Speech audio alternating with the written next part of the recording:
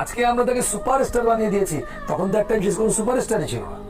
আমি তার সাথে পাশের ফ্লোরে কাজ করেছি, আমার তো দেখায়। সালমান শাহ এই ছেলেটাকে এই ইন্ডাস্ট্রি শেষ করে দিয়েছে, মেরেছে তাকে। আমি তো বলবো সে সুইসাইড করেনি, তাকে এই ইন্ডাস্ট্রি শেষ করেছে। কিভাবে করেছে দেখেন, তাকে সে যখন এই ইন্ডাস্ট্রিতে ছিল, এই ইন্ডাস্ট্রিতে যখন ছিল তার কিন্তু মূল্যায়ন হয়নি। আপনি বলেন সে কোন অ্যাওয়ার্ড পেয়েছে বাংলাদেশে? পেয়েছে? হ্যাঁ, কি জাতীয় চলচ্চিত্র অ্যাওয়ার্ড পেয়েছে? না, কি পেয়েছে? তখন থেকে তার কোনো অ্যাওয়ার্ডই নেই। সে ছবি কাজ করেছে কতদিন?